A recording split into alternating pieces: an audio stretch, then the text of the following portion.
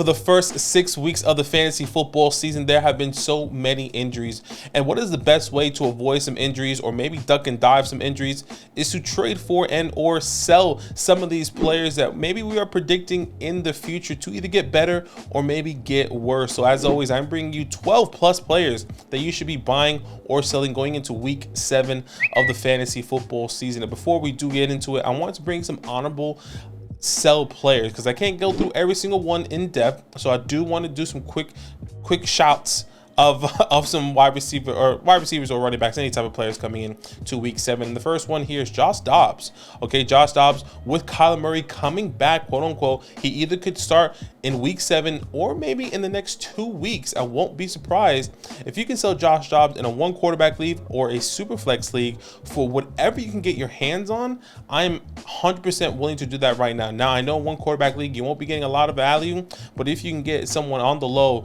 a Wan'Dale Robinson, an Elijah Moore, a Jahan Dotson in a 1 quarterback league, and just saying, what the heck, I'm doing that right now if I possibly can. A Kyren Williams who was on injury reserve, or not injury reserve, but who was injured right now, really hard to sell. But if somebody that is 5-1 or whatever the case may be is saying, I want Kyren Williams to come on my team, what more can you get for that? Now, once again, it may be a buy low window, quote unquote, for Kyren, but if he does come back and he is healthy in the next coming weeks, he could be a good sell high option. Someone that I brought last week and as another audible mention coming into this week is Zach Moss.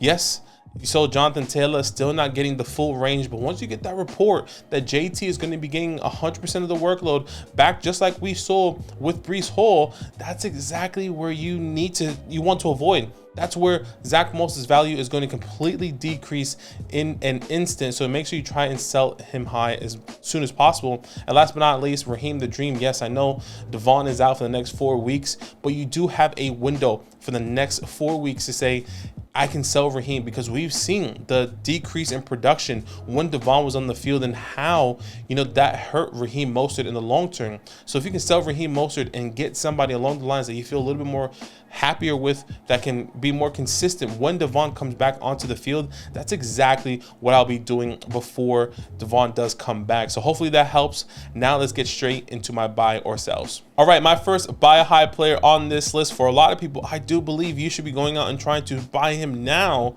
I think there's a little bit of a buy low window, but it could be too late, and that is Hollywood Brown. Obviously, the reports that Kyler Murray is back at practice, that 21-day window is here.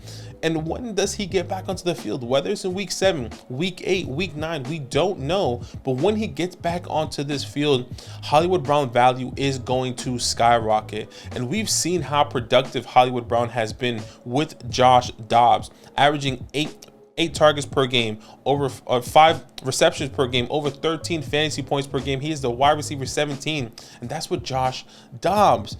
Now, what happens when Kyler Murray does come back, who has produced multiple fantasy relevant wide receivers in the past, specifically last year before Hollywood Brown got her for weeks 1 to 6? He was averaging over 18 fantasy points per game. He was a wide receiver 5, once again, from weeks 1 to 6. If you think about it, he is not too far off of what he's kind of producing now. He's going to be getting significantly more points, specifically 5 more points each and every week, and we would have seen that increase of production throughout the season before Hollywood got injured last year and before Kyler Murray got injured as well. So you have to take that into account when you're thinking of trying to acquire Hollywood Brown. Now, when I say there is a buy low window, there is a buy low window because Hollywood Brown didn't perform the way we thought so coming into week 6 of this week. He did get 4 receptions, had 11 targets, but had under 8 fantasy points. His worst outing so far as of yet. But he did play the Rams, but a lot of people don't realize that the Rams do have a top defense when it comes down to giving up fantasy points to the wide receiver position. So who can I acquire to get, who can I send away to get Hollywood Brown? And here are some names that I will be trying to send away, and maybe some situations that maybe feel a little bit better I think the list can go a little bit bigger as well, but here are some names: Michael Pittman, Mike Evans, Jordan Addison, Christian Kirk, and Nico Collins. Now, once again, like I said, the list could be bigger. I think you might have to give up even a little bit more, but if they're asking for a little bit more, maybe in a bigger player, I'm trying to do a more of a 2-for-1. Can I send Christian Kirk and maybe a smaller addition to this trade to get Hollywood Brown when Kyler Murray is there and is healthy and is on the field? So those are some trades and some players I am trying to do to acquire Hollywood Brown. All right, my next buy low player is Aaron Jones. And now this might be a little bit difficult to acquire, but if you can get your hands on Aaron Jones right now, I think it is a perfect opportunity for you to do so. Why? Because there are so many injuries coming into week 7 of the fantasy football season, specifically at the running back position. Over 17 running backs that are going to be missing week 7, whether because of the bye week or because they are injured. And if you can acquire Aaron Jones, who is still even shaky coming into week 7 for the long haul, this is a perfect pickup. Now, Aaron Jones really has really only seen one game, right? We saw him playing week 1 against Chicago, over 26 fantasy points, catching 4 out of 2 on the air, had 2 touchdowns that game. He looked phenomenal, okay? And then he comes back off of that injury. He misses 2 games coming out of Detroit, only getting 35% of the snap share, clearly not 100%. Then he misses week 5, goes into week 6 of a bye week, and now he's coming back in week 7. Even with that bye week and missing another game in week 5, he was limited. As I'm recording this, he was limited on Wednesday coming in. Now, when this video does come out, then you could get a better report saying that, Aaron Jones is either limited or he was a full participation, and maybe that's when your window is going to close. But if you can acquire him before that and he is limited going into Thursday, then there is still an opportunity for you to acquire him, and that's exactly what I'll be trying to do.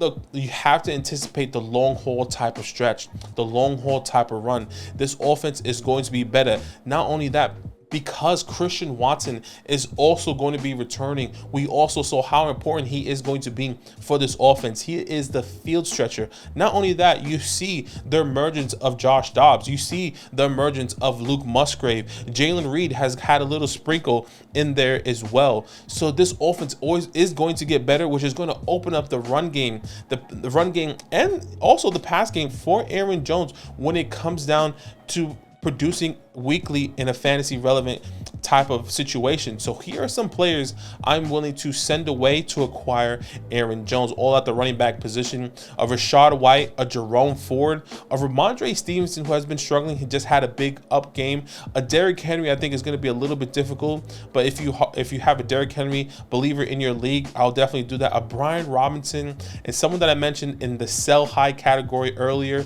is a Zach Moss. So if you can send any of those guys away to acquire Aaron Jones right now, I'll be doing that in a heartbeat. Okay, let's stay with the Green Bay Packers, going to Aaron Jones' teammate at the wide receiver position. It's Christian Watson. Look, Christian Watson obviously was dealing with injuries all through preseason. He missed literally the first 3 games of the season, came back in week 4, got worked in a little bit. Week 4, only 46% of the snap share, caught 4 out of 2 targets and a touchdown, had over 10 fantasy points in that week.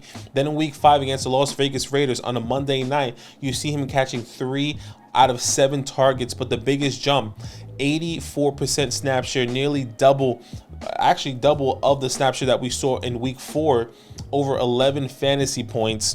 And what's really interesting about this is that coming back from that injury, coming in from week 5, you saw the significant amount of snaps, but you saw him lead the team in targets in week 5.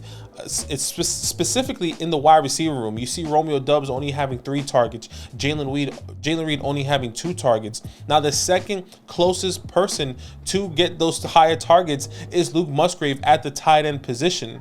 I do believe that is going to continue, but if you're telling me Christian Watson in the wide receiver room alone is going to be getting 7+ targets each and every game, I do believe that's exactly what you want to do. And like I mentioned with Aaron Jones, when Aaron Jones is on the field, Christian Watson or excuse me, when Christian Watson's on the field for Aaron Jones gets better. Now with Aaron Jones on the field, Christian Watson gets better, because now you have to account for both of them, the field stretcher and the you know, the running back that's going to be dangerous in space in the passing game. Okay, so when both of these guys are on the field, that's going to open a lot of things up for each other, specifically Christian Watson. When you think of those deep bomb passes, and you see these opportunities, the yards per catch, right, in week 4, over 12 yards per catch. Week 5 in Las Vegas, 30 yards per catch.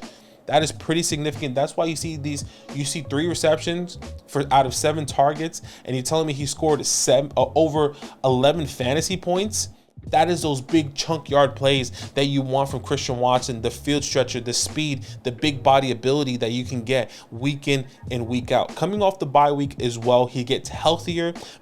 The whole team gets healthy, and that's exactly what I want to see from Christian Watson. So here's some players that I'm willing to send away to acquire Christian Watson. Something very similar to a Hollywood Brown.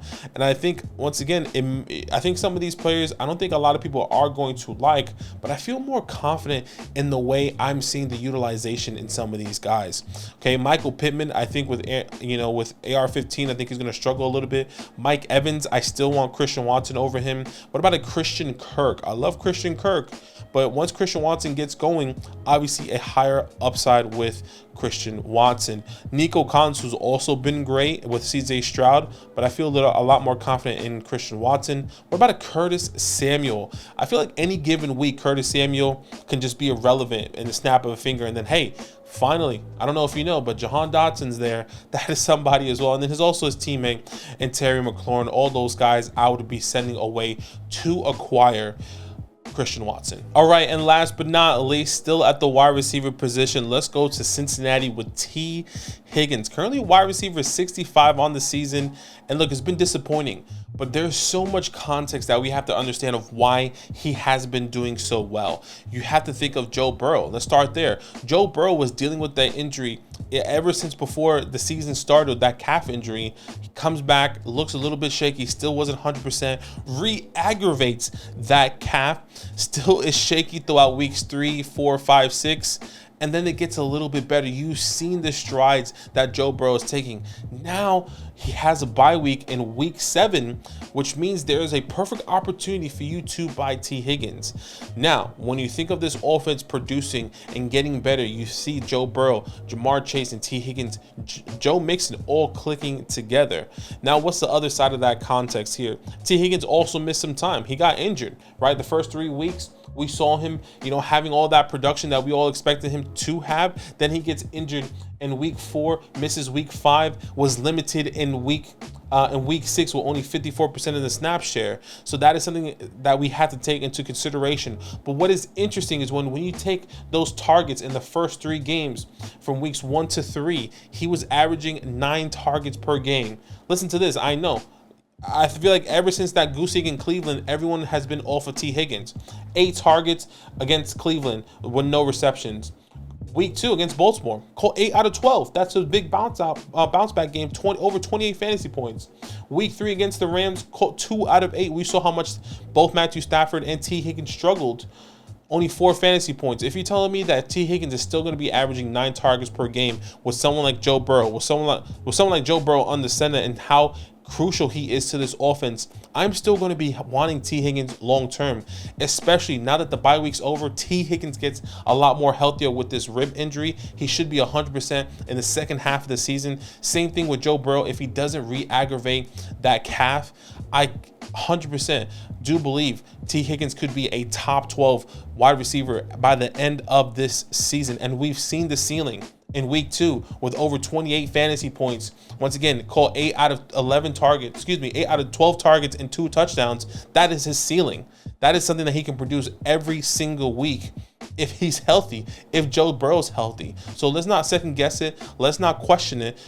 T. Higgins is a top tier wide receiver, and you can get him on the low right now. So here are some players very similar to Christian Watson, very similar to all these other players that I have brought, once again, like Hollywood Brown. I would rather send all these players to acquire T. Higgins, same thing. Michael Pittman, Mike Evans, Jordan Addison, Christian Kirk, Nico Collins, Curtis Samuel, Terry McLaurin. We can have more conversations. Comment down below if any questions you do have about any and all of these players. Okay, I can. Hopefully you're trying to acquire them and I say, hey, I think this trade's good. I will do that trade. So make sure you drop a comment down below. And before I let you go, I did want to give you some honorable mentions by players, because I do believe these players, I wanted to bring them on the list, but I don't think a lot of people are going to be giving them up because they have been injured, or I think a lot of people still believe in these people. I think about the players that a lot of people are still questioning because of injuries, because of their production, because of how long they've been out for, okay? The first player is Devonta Smith. I understand he hasn't been producing for the past 2 games. Now, a lot of people are saying, whoa, they just picked up Julio Jones. Be careful. I'm still buying Devonta Smith as much as possible in every single league if you possibly can. Saquon Barkley, who just came back of a phenomenal game against the Buffalo Bills here. You know, it was rough in the first half, but 24 attempts on the ground, nearly 100 yards, over 13 fantasy points on the comeback. He could have scored 2 touchdowns if you really think about it. He could have scored 2 touchdowns, right? So Saquon Barkley is back. I'm buying Saquon Barkley. Deontay Johnson is a good buy low. I think a bit of a risky buy low coming in as well. What is this offense going to look like with Kenny Pickett, George Pickens, and now Deontay Johnson? Are they going to change things after the bye week? I think Deontay Johnson is going to be a boom and bust type play moving forward. But if you need that type of player, of a high up-ceiling guy based off matchup, and you can send somebody that, you know, doesn't really work for your team right now to acquire someone like a Deontay Johnson, I'll be doing that as well. And the last person I think everyone is trying to buy right now in a super flex league, or maybe even in 1 quarterback league, and even picking up, is Kyler Murray. If you can trade for Kyler Murray in a 1 quarterback league and send someone, you know, I would even send, to be honest, as much as I want to buy him, I would send a Deontay Johnson. I would send, you know, the Zach Mosses, the Josh Jobs. I would send all these players to acquire Kyler Murray, because that's how high his ceiling is. That's how high he can help you win your team in those playoffs in weeks 14, 15, and 16. So those are some honorable mentions of some players that I will be willing to buy before they kind of come back, or before, you know, that window really closes. So once again, comment down below with any questions, comments, and concerns. And as always, guys, it's all love. Now that those idiots are done talking, who needs some rankings? Hell yeah, I need some rankings. Then use promo code LAND, LAND, for 30% off any membership at flockfantasy.com. Oh. It's so easy, even your grandma could scan that QR code right there.